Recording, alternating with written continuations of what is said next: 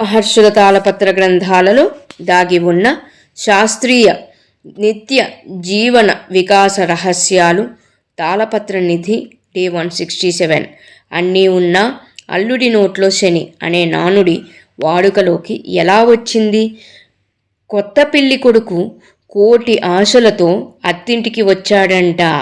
ఇంకేముంది, కొత్త అల్లుడు, ఇల్లు, వంటిల్లు హడావుడి, రకరకాల పిండి వంటలు, గుమగుమలు, భార్య మురిపాలు, కబుర్లు, పండుగ వాతావరణం, చుట్టుప్రక్కల వారి పరామర్శలు.